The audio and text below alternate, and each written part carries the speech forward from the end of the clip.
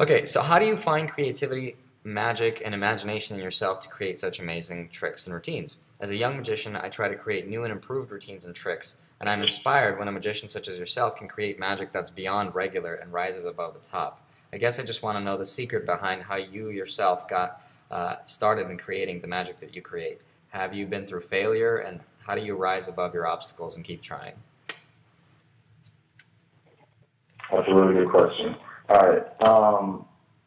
There's not a legit process that I go through every single time, but I think the biggest piece of advice I would give is to not like at times I'll look at like other magic tricks trying to get inspired, but most of the time that I've ever created any like really I feel like my better tricks, it's just from getting inspired from like different other things that I like. Whether it's like I like watching like skating videos or music videos, or I go on like really creative blogs and I try and get inspired from the way that people take a picture, post pictures, what they're taking pictures of, So like basically, lifestyle you take blogs. outside of life and you let that inspire you. Outside of magic, you pay attention to things that inspire you outside of magic, right? Something like maybe movies or like you Yeah, said, I like think that's a really important thing that a lot of people don't do.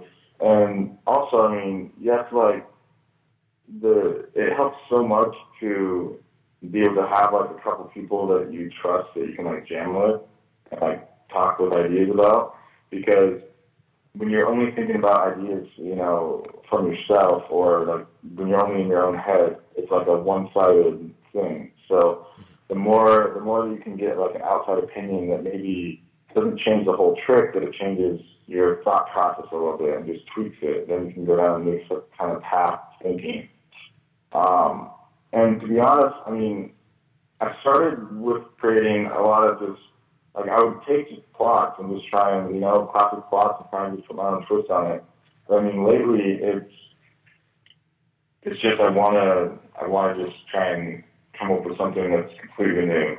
And that kind of requires, like, building new plots and stuff, which is, it's difficult. Magic tricks are, like, they're hard to create because people aren't stupid, so even as creative and as smart as you are, you still seek inspiration from other magicians to help you jam on ideas and shoot things back and forth. So you think no matter how Oh, good you are, most definitely. no matter how good you are, you always want to have outside inspiration, even to bounce ideas off of others, right? Oh, yeah. Yeah, yeah, and yeah, actually Chase is sitting right here, and he made a good point. He's like, no matter how good you are, like, there's always going to be people that that are better than you at something, and you're not going to be the best. You can't be the best at everything. So if you find out your weaknesses of what you're not good at, then try and surround yourself with people that can help you with that, That's great. and That's great that'll advice. help you. That'll help you make better tricks, whether you're creating or working on performances. And it the thing with like creating that like I want to like get across is it's just like new things are like it's so hard to like see something that like feels like completely new, and I feel like those ideas only come when you're really just like letting like you can't force inspiration. Like inspiration just comes whenever it comes. It's just on its own agenda. But you have to like prepare yourself, like just because like say you're working on an idea and you work on method. Like say you're working on creating method. So that takes practice, be able to think differently and try and learn about different types of whether materials, kind of crafts, and like, going through like stores and knowing exactly what kind of stuff is available to buy. That's going to help with your creativity too, because you know that there's a certain kind of tape that's like, for instance, if you didn't know that double stick tape existed, then, maybe that would make it super hard to create stuff. But, there's so many different types of glue that have different like properties, or different types of markers that have different properties. And once you know all these different things, then you're able to kind of just draw from like, and you can just let the inspiration. You have to just be ready for the inspiration, because if you see a and also, I make different folders of pictures that inspire me or this, because maybe if I get inspired by a picture, maybe the trick doesn't come right away, because if I see a picture that grabs a hold of me in some part, whether it's just the way that it looks or some part of it is interesting to me, and there's not an instant trick that comes with it, I'll just save it, and I'll look through it, a couple weeks later, or a month later, or a year later, because in that year, you've learned about so many different new things. You got to be constantly learning new stuff, so that then when you look back at these things that inspired you, maybe something that you learned about is just you need that small connection to make it work. Right. That's great advice. So basically, to summarize it, you're saying, again, always draw inspiration from the outside world. Go explore. Go to stores. Go to different types of places. Explore different types of material. See what they do, and play around with them. And most importantly, always have feedback and always have someone there to bounce ideas off of. And again, you can't force inspiration. It's just something that's going to come with time and just playing around. And whether it's folders on your phone or even just on notepads or whatever it is that inspires you, write that stuff down, because sometimes it takes a couple things, whether it's a video, just do things that you like.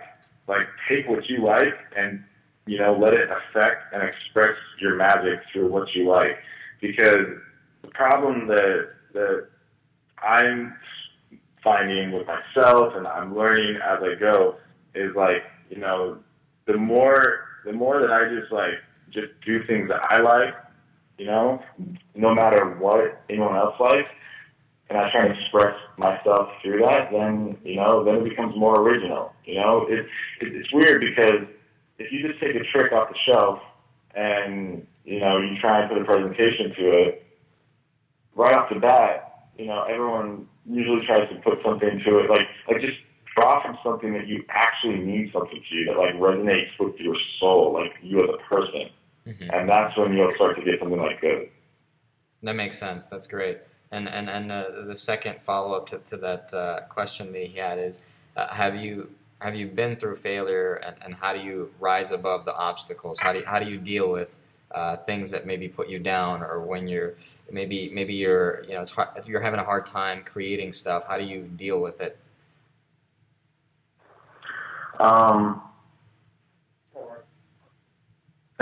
Writing keyboard helps out. Say again. We write we skate a lot to go listen to music and relax. But the main thing that I would say is the people that are successful are the people that persist through all the really hard times when it's not working or it's hard to create. Everyone gets writer's block or creative block. I get it all the time. Everyone gets it. But to be able to figure out ways to get past it, or just is there something specific that you do that helps you cope with that problem? Like you said, you skate. Is there anything else like meditate? I don't know, anything that you do in the interim of having a problem that you specifically that attracts you to when you're going through a rough time? Me personally, music is listening to music is the most relaxing thing for me. That's my kind of out when I put headphones in and just kind of zone out, listen to music. That's probably the biggest kind of thing, because I draw a lot of inspiration from music too. Right. Even if it's just it's weird. There's ways to. There's theory or ways to create magic tricks that isn't just the straight up okay, well, I want to do this. You can draw from a rhythm of a song, or super artsy shit. But I don't know, you can draw inspiration from nearly anything, Just have to look for it. Yeah, that's cool. Thank you so much, Calen. Thank you.